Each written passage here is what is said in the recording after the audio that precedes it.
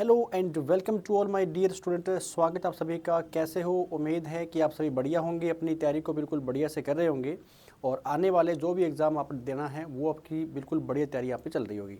तो देखिए स्टूडेंट्स, हमने यहाँ पर स्पेशल आरआरबी एनटीपीसी जो रेलवे ग्रुप डी आने वाला है और एनटीपीसी के जो एग्ज़ाम होने वाले हैं उसके लिए ये क्लासें आपके लिए शुरू की थी एनटीपीसी की। इसके अलावा अगर मैं कहूँ कि आपने टीसीएस के द्वारा जो भी एग्ज़ाम कंडक्ट करवाए जाते हैं वो एग्ज़ाम आपने देने हैं, तो उनके लिए जहाँ जहाँ पर आपकी पॉलिटी आती है ये क्वेश्चन आपके लिए बिल्कुल बेहतरीन रहने वाले हैं। पीछे जो क्लासें हुई है आपने अच्छी प्रकार से उनको देखा होगा और बिल्कुल बढ़िया से आपने उनको नोट डाउन भी किया होगा। ठीक है, आइए फिर आज की क्लास का हमारा जो फर्स्ट क्वेश्चन है ये आपकी स्क्रीन के ऊपर आपको दिख रहा होगा।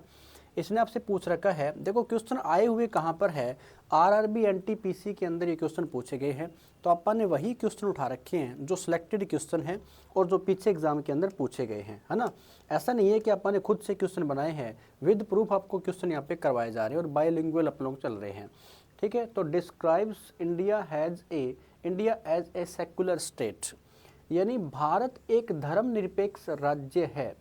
तो भारत क्या एक धर्मनिरपेक्ष राज्य है क्या, इसके रूप में कौन वर्णित करता है, यानी ये बात कहाँ पर लिखी गई है कि भारत एक धर्मनिरपेक्ष राज्य है, India is a secular state. तो चार ऑप्शन आपको दे रखे हैं। The preamble of the constitution, यानी संविधान की प्रस्तावना, directive principle of state policy, article 44 और आर्टिकल है 475। पहली बात तो ये है, इसमें खुद ही लिखा हुआ है कि ऐसा कोई अनुच्छेद है ही नहीं, मतलब आर्टिकल टोटल 475 तो है ही नहीं।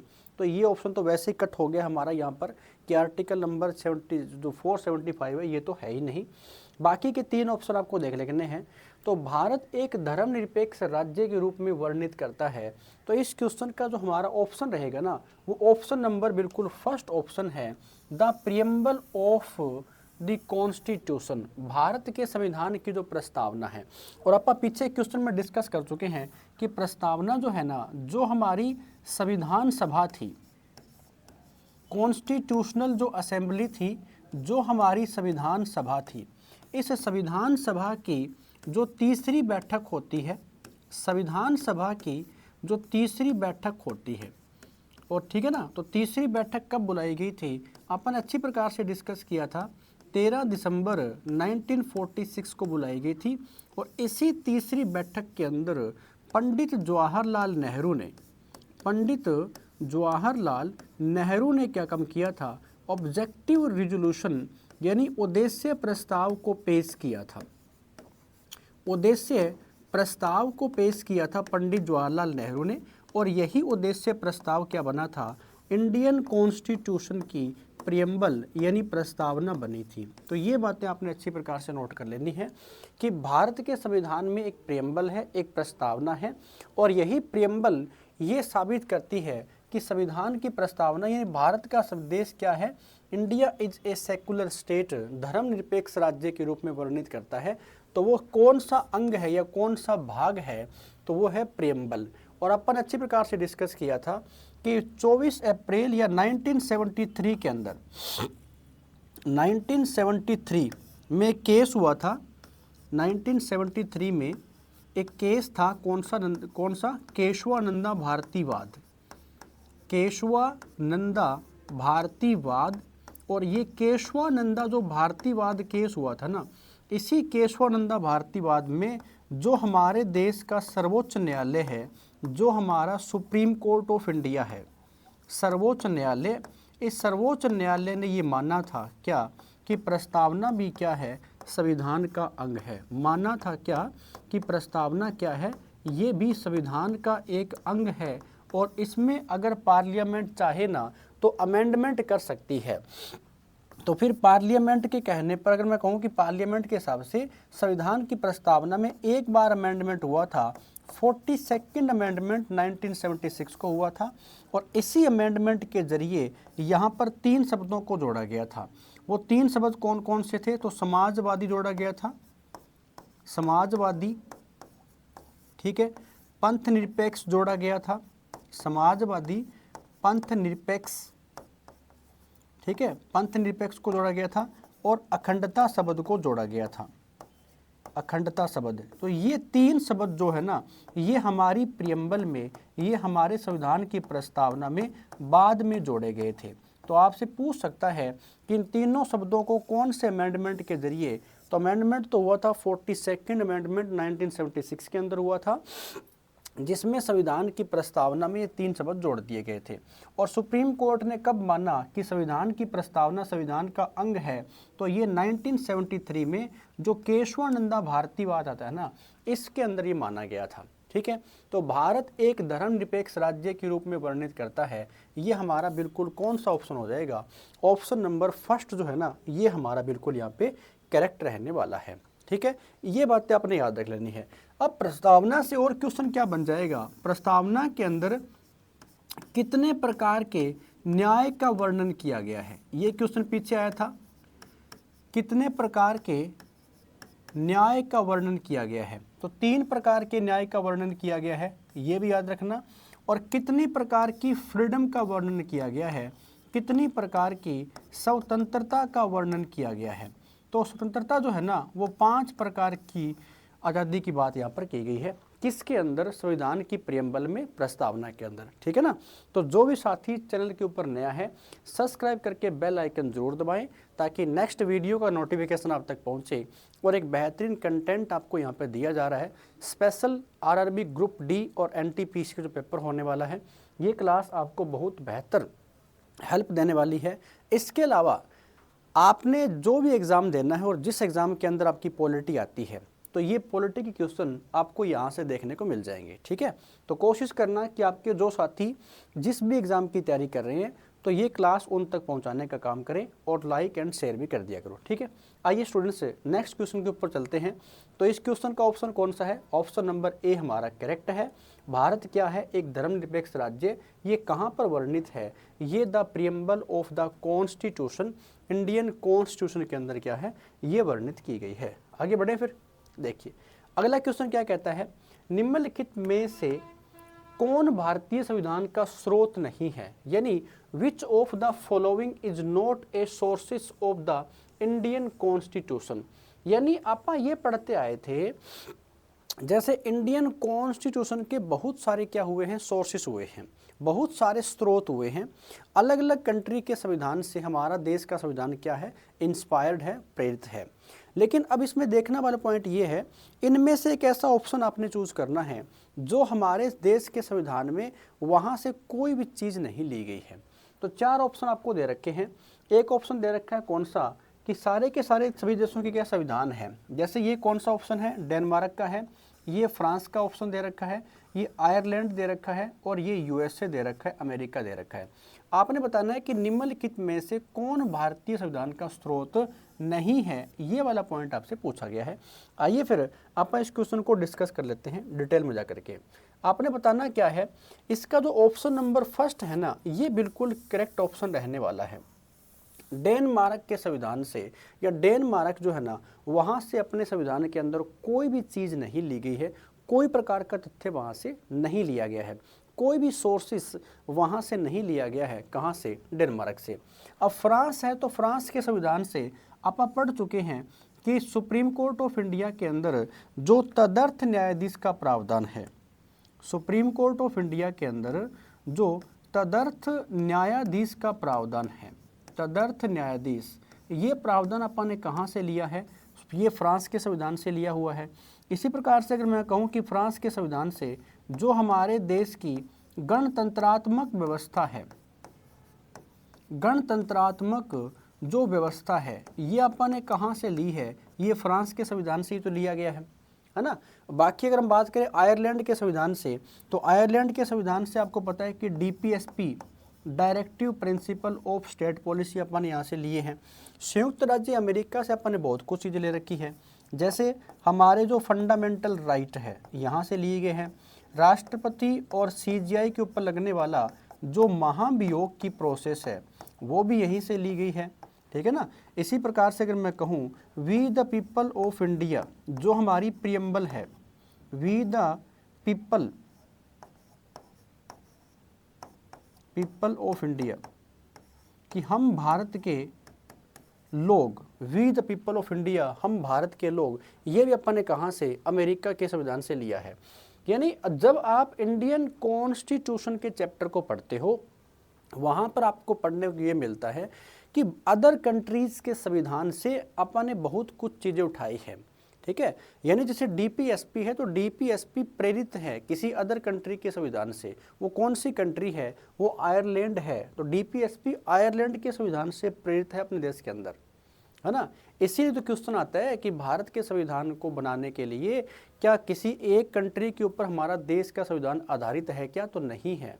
बहुत सारी कंट्री, टोटल 60 कंट्रीज थी, और संविधान सभा के जो संवैधानिक सलाहकार थे, जो हमारी कॉन्स्टिट्यूंट असेंबली बनी थी, उसके जो एडवाइज़र थे कौन थे, BN राव। BN राव ने एक ड्राफ्ट तैयार किया था, तो वो अदर कंट्रीज़ के संविधान को रीड करके ही किया गया था, है ना। तो यहाँ पर आपको पता होना चाहिए इसका ऑप्शन कौन सा हो जाएगा, ऑप्शन नंबर ए हमारा करेक्ट है। डेनमार्क से अपन ने कोई चीज़ें नहीं ले रखी है, तो याद रखना कौन सा ऑप्शन हो जाएगा, ऑप्शन नंबर ए हो जाएगा। अब आपने जो चीज़ें आपने पढ़नी है वो संविधान के चैप्टर से, जो अदर कंट्रीज़ है, जितने भी देश है जहाँ से क्वेश्चन बन जाते हैं, उन सभी देशों से कुछ न कुछ चीज़ें ली गई हैं, तो याद कर लेने हैं। आइए आगे बढ़ते हैं, अगला क्वेश्चन क्या कहते हैं देख लेते हैं। राज्यसभा सदस्यों के अप्रत्यक्ष चुनाव, इनडायरेक्ट इलेक्शन का संवैधानिक जो प्रावधान है भारत ने किस देश से अपनाया है। कितना बढ़िया क्वेश्चन है। आइए फिर इस क्वेश्चन को अपन डिटेल में लेके चलते हैं। India's constitutional provision of the indirect election, अप्रत्यक्ष चुनाव of Rajya Sabha members was adopted from which countries, यानी अपन ये कहाँ से अडॉप्ट किए हैं, कौन सी कंट्री से ये वाला जो प्रोविज़न है ना, कौन से वाला, इनडायरेक्ट इलेक्शन, किसका, राज्यसभा का, तो वो प्रोविज़न अपन ने कहाँ से अडॉप्ट किया है, ये वाली बात आपसे पूछी गई है। आइए अपन इस क्वेश्चन को डिटेल में लेके चलते हैं। कैसे, सबसे पहले आपको ये पता होना चाहिए, यहाँ पर दे रखा है इनडायरेक्ट इलेक्शन, इसका मतलब क्या हुआ, जो इनडायरेक्ट इलेक्शन है ना, इसका अर्थ हुआ कि ऐसा इलेक्शन, ऐसा चुनाव जिसमें, ऐसा चुनाव जिसमें जनता भाग ना ले या जनता वोट ना करे, जनता वोट ना करे, उसे क्या बोलेंगे अपन, उसे अपन इनडायरेक्ट इलेक्शन कहते हैं। जैसे अगर हम कहें प्रेसिडेंट ऑफ इंडिया का जो इलेक्शन है, प्रेसिडेंट ऑफ इंडिया, भारत के राष्ट्रपति का चुनाव है, जैसे वाइस प्रेसिडेंट का इलेक्शन है, वाइस प्रेसिडेंट का इलेक्शन है, और जैसे जो ये राज्यसभा है, ठीक है ना, जो ये राज्यसभा, जो ये आपकी राज्यसभा है, कौन सी बात हो रही है, राज्यसभा की बात यहाँ पर हो रही है ना, जो ये आपकी राज्यसभा है। तो इस राज्यसभा का जो इलेक्शन है ना, ये इलेक्शन कैसे होते हैं, ये इनडायरेक्ट इलेक्शन होते हैं। तो ये बात पूछ रहा है कि राज्यसभा का जो इनडायरेक्ट इलेक्शन का प्रोविज़न है, ये अपन ने कहाँ से लिया है, तो ये आपने बता देना है, इसमें किसी प्रकार की कोई डाउट नहीं होना चाहिए। ऑप्शन नंबर जो है ना, ये हमारा कौन सा करेक्ट रहेगा, बी ऑप्शन हमारा करेक्ट रहेगा। ये अपन ने साउथ अफ्रीका से लिया है, दक्षिण अफ्रीका के संविधान से लिया गया है। और दक्षिण अफ्रीका के संविधान से क्या कुछ लिया गया है, तो यहाँ पर जो अमेंडमेंट करने की प्रोसेस है, जो अमेंडमेंट करने की प्रोसेस है ना, जो हमारे संविधान में संशोधन का प्रावधान है, तो ये संशोधन का प्रावधान भी अपन ने कहाँ से लिया है, जिसका वर्णन संविधान के कौन से आर्टिकल में है, तो आर्टिकल 368 368 में क्या किया गया, इसका वर्णन किया गया है, याद रखना यहाँ पर। तो राज्यसभा सदस्यों के अप्रत्यक्ष चुनाव या इनडायरेक्ट इलेक्शन का संवैधानिक प्रावधान भारत ने किस देश से अपनाया है, तो भारत ने ये अब दक्षिण अफ्रीका के संविधान से अपनाया हुआ है, अच्छे प्रकार से याद रखना। तो ये तो हो गया किसका इलेक्शन, इनडायरेक्ट। अब देखो एक होता है डायरेक्ट इलेक्शन, डायरेक्ट इलेक्शन, और डायरेक्ट इलेक्शन का मतलब क्या हुआ, जिसको आप बोल सकते हैं प्रत्यक्ष चुनाव। डायरेक्ट इलेक्शन मतलब प्रत्यक्ष चुनाव, और प्रत्यक्ष चुनाव का मतलब क्या हुआ ये अपन देख लेते हैं। देखिए, प्रत्यक्ष चुनाव का मतलब ये हुआ कि ऐसा इलेक्शन जिसमें जनता वोट करे, जिसमें जनता वोट करे उसे क्या बोलते हैं, डायरेक्ट इलेक्शन। जैसे लोकसभा के इलेक्शन कैसे होते हैं, डायरेक्ट होते हैं। जैसे विधानसभा के जो इलेक्शन है, विधानसभा के इलेक्शन कैसे होते हैं, डायरेक्ट होते हैं। जैसे ग्राम पंचायत के चुनाव कैसे होते हैं, डायरेक्ट होते हैं। तो ऐसे इलेक्शन जिसमें देश की जनता वोट करे ना, वो इलेक्शन कैसा है, वो होता है डायरेक्ट इलेक्शन। और ऐसे इलेक्शन जिसमें जनता का कोई रोल नहीं होता ना, वो होता है इनडायरेक्ट इलेक्शन। तो आपको ये बातें पहले पता होनी चाहिए। तो राज्यसभा के बारे में बात हो रही है, और राज्यसभा जो है पूछ सकता है कि जो अभी राज्यसभा चल रही है, इस राज्यसभा की टोटल सीट कितनी है, या टोटल कितने मेंबर इसके अंदर बैठते हैं। तो अभी 245 बैठते हैं। 245 में से 233 इनका तो क्या होता है, इनका इलेक्शन होता है, इनका चुनाव होता है। और अगर मैं कहूँ 12 सीटें जो है ना, ये नॉमिनेट होती है किसके द्वारा, प्रेसिडेंट ऑफ इंडिया के द्वारा। प्रेसिडेंट ऑफ इंडिया के द्वारा, भारत के राष्ट्रपति के द्वारा नॉमिनेट यहाँ पर हो जाती है। पता लग गया ना। क्या क्लास जो मैं करवा रहा हूँ बिल्कुल बढ़िया समझ में आ रही है। तो आपसे यही रिक्वेस्ट रहती है कि जो भी साथी चैनल के ऊपर आ रहा है, आपने क्लासें देखनी है और देख के आपको ये भी बताना है क्लास कैसी लगी, यानी आपने ऑफलाइन कमेंट भी करने होते हैं, समझे। तो क्वेश्चन वही चल रहे हैं जो पीछे आपको करवाए गए हैं, मतलब आपके एग्जाम के अंदर आए हुए हैं। अगर मान लीजिए आप आरआरबी एनटीपीसी दे रहे हो या आरआरबी ग्रुप डी दे रहे हो, तो ये क्लासें आपके लिए बहुत महत्वपूर्ण क्लासें हैं, इंपॉर्टेंट क्लासें आप लोगों के लिए, क्योंकि सिलेक्टेड क्वेश्चन चल रहे हैं जो पीछे एग्जाम के अंदर आए हुए हैं। हो जाएगा यहाँ तक। आगे बढ़े। इस क्वेश्चन का ऑप्शन क्या है, ऑप्शन नंबर बी हमारा बिल्कुल करेक्ट है। और बाकी मैं बता चुका हूँ कि अमेरिका से क्या कुछ लिया गया है, जर्मनी से क्या कुछ लिया गया है। एक बात याद रखना, क्वेश्चन आता है कि जर्मनी का संविधान है उसे क्या कहा जाता है, जर्मनी के संविधान को क्या कहा जाता है। तो जर्मनी के संविधान को बीमर कहा जाता है। ये क्वेश्चन भी एग्जाम के अंदर बहुत बार आता है। जर्मनी के संविधान को क्या बोलते हैं, बीमर कहा जाता है। ये बात आपको अच्छी प्रकार से पता होनी चाहिए। आइए आगे बढ़ते हैं। अगला क्वेश्चन क्या कहता है देख लेते हैं। भारतीय संविधान में पंचवर्षीय योजना का प्रावधान, 5 ईयर जो प्लान है ना, 5 ईयर जो प्लान है, ये योजना प्रावधान अपने कौन सी कंट्री से लिया गया है, ये वाली बात आपसे पूछी गई है। देखो, अपन जब पढ़ते आ रहे थे पीछे क्लासों के अंदर, तो अपन ये नहीं पढ़ते थे कि अभी कौन सी पंचवर्षीय योजना चल रही है, पहली चल रही है, दूसरी है, 5वीं है, 8वीं है, 11वीं है, इस प्रकार से। तो ये पंचवर्षीय योजनाओं की बात पूछ रहा है कि जो 5 ईयर का प्लान होता है ना सरकार का, ये कब से शुरू हुआ था, या फिर ये अपन ने कहाँ से लिया है, ये वाली बात आपसे पूछी गई है। तो आइए अपन इस क्वेश्चन को थोड़ा सा डिटेल में लेकर के जाएंगे। अगर मैं बात करूँ यहाँ पर 5 ईयर प्लान की, ठीक है, तो हमारे देश के अंदर एक प्लानिंग कमीशन था पहले, प्लानिंग कमीशन, प्लानिंग कमीशन। और ये जो प्लानिंग कमीशन है ना, इसका गठन, इसको क्या बोलते हैं, इसको योजना आयोग कहा जाता है। प्लानिंग कमीशन, या फिर इसको क्या बोलते हैं, इसको योजना आयोग कहा जाता है। और योजना आयोग जो इंडिया के अंदर बना था ना, ये 15 मार्च के दिन बना था, 15 मार्च 1950। इस दिन क्या होता है, योजना आयोग का गठन किया गया था। और जो यही योजना आयोग है ना, ये क्या काम करता था, ये पंचवर्षीय योजनाएं तैयार करता था। ये क्या करता था, ये पंचवर्षीय योजनाएं तैयार करता था ये, ठीक है ना। पंचवर्षीय योजनाएं ये तैयार करने का जो काम था ना, ये किसका था, ये था इसी योजना आयोग का, इसी प्लानिंग कमीशन का था। लेकिन आपने पीछे देखा होगा कि हमारी जो पहली पंचवर्षीय योजना है, अगर आपसे पूछ ले कि पहली जो पंचवर्षीय योजना कब से कब तक चली थी, 1951 से लेकर के ना 1956 तक चली थी, ये थी पहली पंचवर्षीय योजना। या फिर आपसे पूछेगा कि 12वीं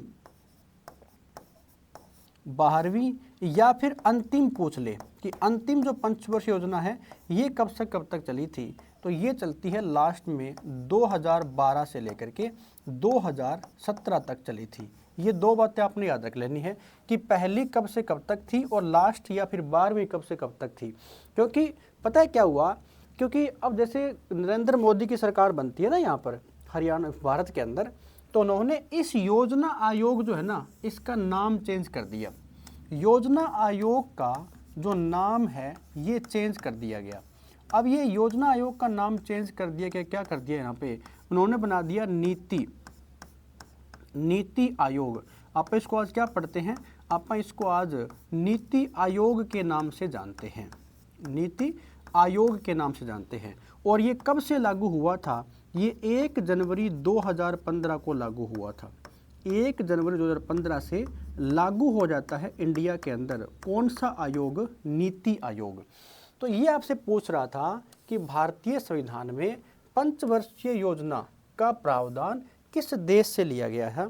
ये यूएसएसआर यानी यहाँ पर मैं कहूँ रसिया के संविधान से, या उस समय जो यूएसएसआर था, अब तो टूट चुका है ना, ये पहले क्या था, ये यूएसएसआर के नाम से प्रसिद्ध था।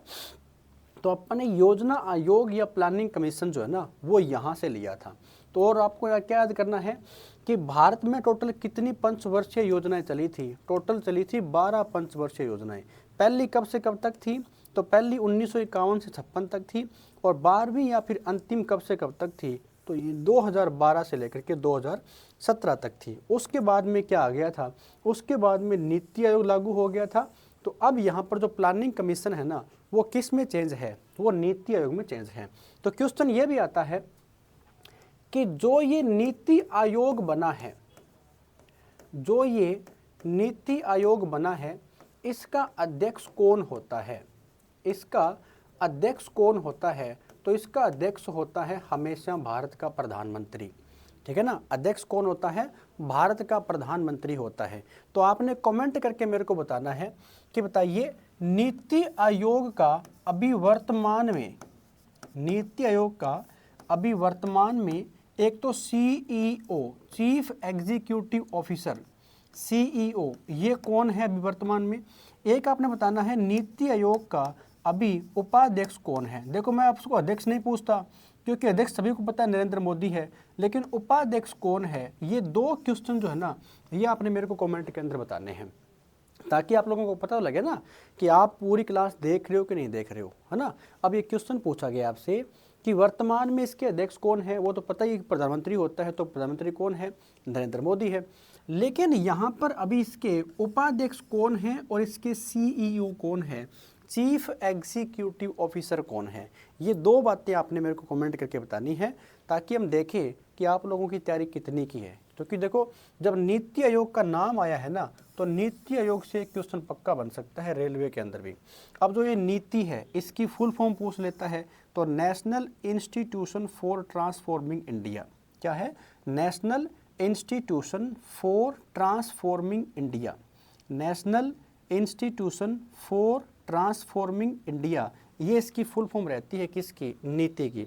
तो हो सकता है कि आपसे एग्जाम में ये पूछे कि नीति की फुल फॉर्म क्या है, NITI, national institution for transforming India, ये इसकी फुल फॉर्म रहती है।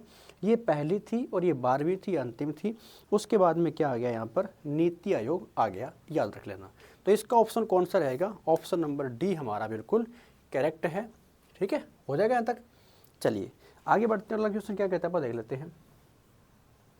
भारतीय संविधान में मौलिक अधिकार जो है ना, फंडामेंटल राइट की बात हो रही है, has the fundamental rights in the Indian constitution drawn. कहने का मतलब जो हमारे फंडामेंटल राइट है, जो हमारे मौलिक अधिकार है, ये अपन ने किस देश से लिए हैं, ये वाली बात ये पूछ रहा है। कहाँ पर पूछा गया है, RRB NTPC 2021 के अंदर एक क्वेश्चन पूछा गया था। आइए इस क्वेश्चन को डिटेल में लेके चलते हैं। सबसे पहले आपको ये पता हो कि फंडामेंटल राइट का जो वर्णन है ये संविधान के कौन से पार्ट में किया गया है, तो पार्ट नंबर 3 में किया गया है। इनका वर्णन संविधान के कौन से आर्टिकल में किया गया है, तो आर्टिकल भी याद रखना, आर्टिकल है 12 से लेकर के 35। 35 तक रहेंगे। ठीक है, संविधान के भाग 3 को क्या कहा जाता है? संविधान का मैग्ना कार्टा भी कहा जाता है। मैग्ना कार्टा, मैग्ना कार्टा क्यों कहा जाता है? क्योंकि ऐसा घोषणा पत्र जिसमें हमें कुछ तो क्या मिले हों, राइट मिले हों, और कुछ हमें क्या मिली हो, यहाँ पर फ्रीडम मिली हो, कुछ हमें यहाँ पर आज़ादी मिली हो। तो हमारे राइट और फ्रीडम कहाँ पर है? ये भाग नंबर 3 के अंदर है। इसलिए अपन क्या बोलेंगे, पार्ट नंबर 3 को मैग्ना कार्टा कहा जाएगा। ये क्वेश्चन एग्जाम के अंदर पीछे आया था। ठीक है, ये बात आपने नोट कर लेनी है। और क्या याद कर लेना है, जो फंडामेंटल राइट है ना, ये पहले कितने थे? पहले कितने थे? तो पहले थे 7। ठीक है, और अभी पूछ ले कि प्रेजेंट टाइम में कितने हैं, वर्तमान में कितने हैं? तो वर्तमान में ये रहते हैं 6। तो पहले 7 थे, 7वां कौन सा गया था? जो 7वां फंडामेंटल राइट था ना, वो था right to property. Right to property, ठीक है, यानी जो संपत्ति का अधिकार था आपका, राइट टू प्रॉपर्टी, संपत्ति का अधिकार। और जो आपका संपत्ति का अधिकार था ना, ये बाद में कौन से आर्टिकल में था? तो ये आर्टिकल 31 के अंदर था। ये कौन से आर्टिकल में? आर्टिकल 31 में था। लेकिन हमारे संविधान के अंदर एक अमेंडमेंट हुआ था, 44th अमेंडमेंट 1978 के अंदर हुआ था, 1978 के अंदर। ठीक है, जो ये राइट टू प्रॉपर्टी है ना, इसको यहाँ से रिमूव कर दिया गया था। इसको रिमूव कर दिया गया, क्या बना दिया? इसे लीगल राइट बना दिया। ठीक है ना, इसे क्या बना दिया गया था? इसे लीगल राइट बना दिया, यानी इसे कानूनी अधिकार बना दिया। और इसे जैसे कानूनी अधिकार बनाया ना, तो राइट टू प्रॉपर्टी जो हमारा पहले फंडामेंटल राइट था, अब वो हमारा फंडामेंटल राइट नहीं रहा था। तो ये कौन से पार्ट में इसको जोड़ा गया था? इसको संविधान के कौन से पार्ट में? तो आपने बताना है, पार्ट नंबर तो 12 है। आपसे पूछेगा कौन से आर्टिकल में इसको ऐड किया गया था, तो आर्टिकल 300A में इसको ऐड किया गया था। किसको? लीगल राइट को। कहाँ से रिमूव करके? भाग नंबर 3 से। और कौन से आर्टिकल से? 31 से। तो प्रेजेंट टाइम में हमारे कितने फंडामेंटल राइट हैं? 6 है। पहले कितने थे? 7 थे। ये अपन ने कहाँ से लिए हैं, ये बात आपसे पूछी गई है। तो ये अपने यूनाइटेड स्टेट्स, यूएसए, है ना, अमेरिका से लिए हैं। यूनाइटेड स्टेट का मतलब क्या हो गया? अमेरिका से अपन ने को लिया है, याद रखना यहाँ पर। हालांकि अमेरिका के फंडामेंटल राइट और इंडिया के फंडामेंटल राइट में थोड़ा सा अंतर भी है। कैसे अंतर है? यूएसए के अंदर अगर मैं कहूँ कि वहाँ पर डबल सिटीजनशिप है, इंडिया में क्या है? सिंगल सिटीजनशिप है। यूएसए का कोई भी सिटीजन अपनी मर्जी से अपने फंडामेंटल राइट का त्याग कर सकता है, लेकिन इंडिया के अंदर ऐसा रूल नहीं है कि आप अपनी ही मर्जी से अपने फंडामेंटल राइट को त्याग दोगे। नहीं त्याग सकते आप यहाँ पर, है ना। हालांकि मैंने आपको बता भी रखा है कि बहुत सारी चीज़ों को मिला करके भारत के संविधान को बनाया गया है। मतलब अलग अलग कंट्री से जो प्रोविज़न अपन उठाए हैं ना, उनको मिल करके क्या बना है? हमारे देश का संविधान बना है। लेकिन ऐसा नहीं है कि जो चीज़ अपन ने जिस भी देश से उठाई है, जिस देश में वो चीज़ जिस प्रकार से लागू है, अपन ने वैसे की वैसे लागू कर दी, ऐसा नहीं है। ठीक है ना, हमने कुछ ना कुछ बदलाव करके उसमें लागू किया है। तो जब भी क्वेश्चन आ जाए आपसे क्या पूछेगा? ये आपसे पूछ रखा है कि फंडामेंटल राइट जो है ये कौन से देश से लिए गए हैं। आपने बताना है United state of America, USA से लिए गए हैं। बता दोगे यहाँ पर। बाकी देखो, एक क्वेश्चन आता है डीपीएसपी के बारे में कि डीपीएसपी कहाँ से लिए गए हैं। तो अभी पढ़ करके आए थे, ये आयरलैंड के संविधान से लिए गए हैं, याद रखना यहाँ पर। फिर एक क्वेश्चन आएगा कि फंडामेंटल जो ड्यूटीज़ है, तो ये कहाँ से? तो ये रसिया के संविधान से लिए गए हैं, ये पॉइंट भी याद रखना। तो ये फंडामेंटल राइट, डीपीएसपी और फंडामेंटल ड्यूटीज़ तीनों से क्वेश्चन बन जाते हैं। ये अमेरिका से है, ये आयरलैंड से है, और ये कहाँ से है? ये रसिया के संविधान से लिया गया है, जो आपको अच्छी प्रकार से नोट यहाँ पे कर लेने हैं। हो जाएगा। क्या क्लास बिल्कुल बढ़िया समझ में आ रही है? किसी प्रकार की कोई डाउट हो तो कमेंट में छोड़ देना, आपके कमेंट का रिप्लाई आपको ज़रूर मिल जाएगा। ऐसी बात नहीं है कि हम आपके कमेंट को देखेंगे नहीं, ठीक है ना, ताकि ये पता लगे कि आप लोग क्लास को कितना देख रहे हो, कितनी आप लोगों की तैयारी हो रही है। मैंने आपको बता रखा है, वही क्वेश्चन चल रहे हैं जो आरआरबी एनटीपीसी के अंदर या रेलवे ने आज तक जितने भी एग्ज़ाम लिए हैं और उनमें जो क्वेश्चन पूछे हैं वही क्वेश्चन आपको करवाए जा रहे हैं यहाँ पर। ठीक है, आइए आगे बढ़ेंगे। नेक्स्ट क्वेश्चन क्या कहता है आप देख लेते हैं। भारतीय संविधान का कौन सा भाग जर्मनी के संविधान से प्रेरित है? तो भारतीय संविधान का कौन सा भाग जर्मनी के संविधान से, यानी which part of the Indian constitution is inspired by the constitution of Germany, यानी हमारे संविधान के अंदर ऐसा कौन सा भाग है जो इंस्पायर हुआ है कहाँ से? जर्मनी के संविधान से। तो आइए फिर आप इस क्वेश्चन को लेके चलते हैं डिटेल के अंदर। फर्स्ट ऑप्शन दे रखा है amendment of the constitution, second option दे रखा है फेडरल सिस्टम, थर्ड ऑप्शन दे रखा है suspension of fundamental right during emergency, और एक ऑप्शन दे रखा है सिंगल सिटीजनशिप। देखिए चारों के चारों ऑप्शन बिल्कुल बढ़िया है, आप इसको डिटेल में चलते हैं। देखो फर्स्ट ऑप्शन दे रखा है अमेंडमेंट ऑफ द कॉन्स्टिट्यूशन, मैंने अच्छी प्रकार से करवाया था। जो साउथ अफ्रीका है, जो दक्षिण अफ्रीका है, साउथ अफ्रीका दक्षिण अफ्रीका, साउथ अफ्रीका से अपन ने क्या चीज़ लिया है, ये अमेंडमेंट करने की जो प्रोसेस है ना संविधान के अंदर वो ली है। और मैंने बता भी रखा होगा इसका वर्णन संविधान के कौन से आर्टिकल में ऐड किया गया है। तो आर्टिकल 368 368 में जिक्र है किसका? संशोधन करने का। ठीक है, याद रखना। फेडरल सिस्टम यानी इसका मतलब होता है संघीय सिस्टम या संघीय व्यवस्था, संघीय व्यवस्था, ये भी यहाँ पर याद रखना, ये भी नहीं है। Suspension of fundamental right during emergency, option number C हमारा बिल्कुल करेक्ट रहेगा। ये वाली प्रोविजन की बात यहाँ पर की गई है, यानी कौन सा ऑप्शन रहेगा? ऑप्शन नंबर जो आपका सी है ना, ये करेक्ट है। कैसे करेक्ट है? ये कहता है कि जब देश के अंदर इमरजेंसी लगती है, देखो आपको पता होगा इंडिया में 3 टाइप की इमरजेंसी लगती है। 3 टाइप, 3 प्रकार की लगती है ना। तो पहला टाइप कौन सा होता है? National emergency, national emergency, national emergency. और नेशनल इमरजेंसी का आर्टिकल कौन सा है? 352 352 है।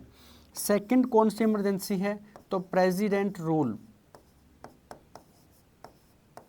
President rule. और प्रेसिडेंट रूल आर्टिकल कौन सा है? 356। और तीसरी कौन सी इमरजेंसी है? Financial emergency, financial emergency. और फाइनेंशियल इमरजेंसी जब लगती है तो कौन से आर्टिकल में? आर्टिकल 360। तो ये 3 प्रकार की हमारे देश में क्या लगती है? इमरजेंसी लगती है। अब ये कह रहा है कि suspension of fundamental right during emergency, भी जैसे ही हमारे देश के अंदर इमरजेंसी लगती है, कौन से वाली? ये इमरजेंसी की बात हो रही है, नेशनल इमरजेंसी। तो उस समय जो हमारे फंडामेंटल राइट है, तो फंडामेंटल राइट के ऊपर प्रभाव पड़ता है। कैसे प्रभाव पड़ता है? कौन से आर्टिकल के ऊपर? तो आपको बताता हूँ। जैसे ही इमरजेंसी लगेगी ना, तो हमारे संविधान का आर्टिकल 358 इसमें लिखा गया है कि आर्टिकल जो 19 है ना, ये अपने आप क्या हो जाएगा? निलंबित हो जाता है, ये अपने आप सस्पेंड हो जाएगा। और एक आर्टिकल जो ना वो लिखा गया है 359 के अंदर कि आर्टिकल 20 और 21 को छोड़ करके बाकी जो भी हमारे फंडामेंटल राइट है उनको प्रेसिडेंट ऑफ इंडिया क्या कर सकता है? सस्पेंड कर सकता है। क्या मतलब समझे? दोबारा समझो इसको। भी जैसे ही हमारे देश के अंदर आपातकाल लगता है, नेशनल इमरजेंसी, और नेशनल इमरजेंसी जिस दिन लगती है ना, उस दिन आर्टिकल जो हमारा 19 है, जो एक फंडामेंटल राइट है, वो अपने आप क्या हो जाएगा? सस्पेंड हो जाएगा। यानी आर्टिकल 19 में जो जो बातें आती है ना, वो शून्य हो जाती है उसी दिन से। ठीक है, ये बात बोली गई है इसके अंदर। सेकंड पॉइंट क्या है? आर्टिकल 20 और 21 जो हमारे फंडामेंटल राइट के अंदर है, उनमें जो बातें लिखी गई है उनको छोड़ करके बाकी जो आर्टिकल 12 से 35 के बीच में आते हैं, अगर इमरजेंसी के दौरान ज़रूरत पड़ी तो प्रेसिडेंट ऑफ इंडिया क्या कर सकता है? उन आर्टिकल्स को भी शून्य कर सकता है। ये पावर किसके पास में है? भारत के राष्ट्रपति के पास में आती है। तो क्वेश्चन ये पूछा गया था आपसे कि इमरजेंसी लगने के ऊपर जो हमारे सस्पेंसिस ऑफ फंडामेंटल राइट में रहते हैं वो अपन ने कहाँ से लिए हैं, तो वो अपन ने जर्मनी के संविधान से लिए हैं, याद रखना यहाँ पर। ठीक है, तो ये पॉइंट आप कहाँ से लिए गए अपन ने, वो जर्मनी के संविधान से लिए गए हैं, पूछ रहा है ये बात आपसे पूछी गई थी। सिंगल सिटीजनशिप जो है ना, ये अपन ने कहाँ से, तो ये अपन ने इंग्लैंड के संविधान से लिया है, आप पढ़ करके आए थे। कहाँ से, इंग्लैंड के संविधान से लिया गया है सिंगल सिटीजनशिप यानी एकल नागरिकता। ये मैं करवा चुका था कि जब इंडिया के अंदर एक स्टेट ऐसा था जम्मू कश्मीर, जम्मू कश्मीर में जब तक आर्टिकल 370 था ना, तब तक वो क्या था, एक विशेष राज्य का दर्जा उसको प्राप्त था और जम्मू कश्मीर में डबल सिटीजनशिप हुआ करती थी। लेकिन 2019 में जम्मू कश्मीर को यूटी बना दिया गया, तो जम्मू कश्मीर और लद्दाख अब दोनों क्या है, यूटी है। तो अब हमारा देश में क्या है, सिंगल सिटीजनशिप है, एकल नागरिकता है। ठीक है, तो ये बात आपसे पूछी गई थी। तो अमेंडमेंट करने की प्रोसेस अपन ने कहाँ से ली है, अफ्रीका से ली है। और सस्पेंशन ऑफ फंडामेंटल राइट्स वाली जो बात है वो अपन ने कहाँ से, जर्मनी के संविधान से ली है। हो जाएगा, ऑप्शन नंबर सी इसका बिल्कुल करेक्ट है। आइए आगे बढ़ेंगे, अगला क्वेश्चन क्या कहता है देख लेते हैं। भारत के संविधान निर्माताओं ने स्वतंत्रता, समानता और बंधुत्व के प्रावधानों को शामिल करने के लिए किस देश, ये मैं आपको करवा चुका हूँ ना, ये मैं आपको करवा करके आया था। तो इसमें ऑप्शन कौन सा रहेगा, ऑप्शन आएगा इसका डी, फ्रांस आ जाएगा। ज़्यादा इसके ऊपर डिटेल नहीं जाएंगे, कौन सा हो जाएगा, फ्रांस। ठीक है ना, स्वतंत्रता, समानता, देखो लिखा भी होगा यहाँ पर कौन कौन सी है, लिबर्टी, इक्वलिटी और फ्रेटर्निटी कहाँ से है, ये आएगा ऑप्शन फ्रांस। आगे बढ़ जाते हैं। भारतीय संविधान में फर्स्ट पास्ट दी पोस्ट का प्रावधान जो है ना, ये किस देश से लिया गया है, बहुत अच्छा क्वेश्चन है। आइए आप इसको लेके चलते हैं डिटेल के अंदर। Provisions of first past the post system in Indian constitution has been adopt from the constitution of, यानी हमारे संविधान के अंदर जो इलेक्शन की एक प्रणाली है, कौन सी है, first past the post system. ये क्या है, देखिए अगर हम बात करें हमारे देश में होने वाले जो इलेक्शन हैं, हमारे देश में होने वाले जो चुनाव है ना, इन चुनाव जो है वो दो टाइप के होते हैं। दो टाइप के होते हैं, तो कौन कौन से टाइप होते हैं, पहला इसके अंदर होता है first past the post system, first past the post system, first past the post system. ठीक है, और एक जो प्रणाली है ना वो है सिंगल ट्रांसफरेबल वोट सिस्टम। वो कौन सी है, सिंगल ट्रांसफरेबल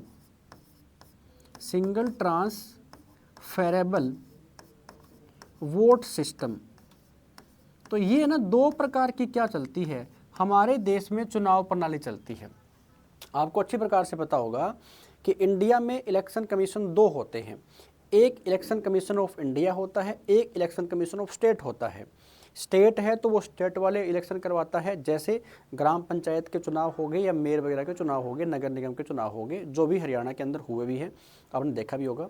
लेकिन अगर मैं कहूँ कि first past the post system, इसका मतलब होता क्या है, इस प्रणाली के आधार पर कौन कौन से चुनाव करवाए जाते हैं। इस प्रणाली के आधार पर जो चुनाव होते हैं वो लोकसभा का चुनाव होता है, लोकसभा का चुनाव होता है, विधानसभाओं के जो चुनाव होते हैं ना वो इसी आधार पे होते हैं, विधानसभा का चुनाव भी होता है, और जो ग्राम पंचायत के चुनाव होते हैं या जो पंचायती इलेक्शन होते हैं ना, वो चुनाव किससे होते हैं, वो इसी के आधार पे होते हैं। अब ये इसका मतलब क्या होता है, इसका अर्थ क्या है, तो समझो इसका अर्थ ये है कि जिस व्यक्ति को ज़्यादा वोट मिलेंगे ना, जिस व्यक्ति को ज़्यादा वोट मिलेंगे उसको विजय घोषित कर दिया जाता है। बात यहाँ पर ये आती है। लेकिन जो ये सिंगल ट्रांसफरेबल वोट सिस्टम है ना, इसमें क्या होता है, इसमें चुनावों का एक कोटा फिक्स होता है। क्या होता है, चुनावों का ना एक कोटा फिक्स होता है भी। अगर आपको कितने वोट, टोटल जो वोट होते हैं ना, टोटल जो वोट होते हैं उनका 50% प्लस 1, ये कोटा फिक्स होता है इसके अंदर। यानी इतने वोट जब तक आपको नहीं मिलते ना, तब तक आप विजय घोषित नहीं होते। जैसे प्रेसिडेंट ऑफ इंडिया का जो इलेक्शन है, प्रेसिडेंट ऑफ इंडिया, भारत के राष्ट्रपति का जो चुनाव होता है ना, वो इसी प्रणाली के आधार पे तो होता है। जैसे राज्यसभा का जो चुनाव है वो कौन सी प्रणाली के ऊपर, इसी प्रणाली के ऊपर तो होता ही है। जैसे भारत में उपराष्ट्रपति होता है तो उपराष्ट्रपति का चुनाव भी कौन सी प्रणाली के आधार पर, इसी के आधार पर होता है। तो ये बात ये पूछ रहा था कि जो हमारे देश के संविधान में first past the post system का प्रावधान है ना, ये अपन ने कहाँ से लिया है, तो ये अपन ने लिया है ब्रिटेन के संविधान से लिया है। कहाँ से लिया है, ये अपन ने ब्रिटेन के संविधान से लिया है। आपको अच्छी प्रकार से नोट कर लेना है।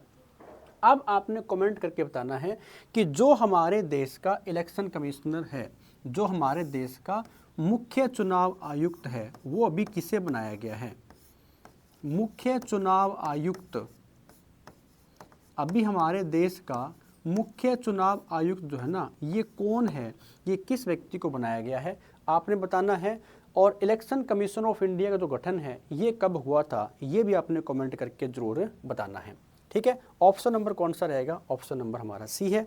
आगे बढ़ेंगे, अगला क्वेश्चन क्या कहता है देख लेते हैं।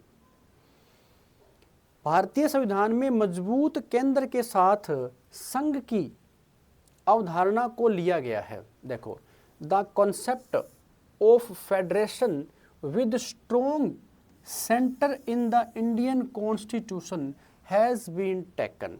यानी ये स्ट्रॉन्ग किसकी बात हो रही है, स्ट्रॉन्ग सेंटर की बात हो रही है।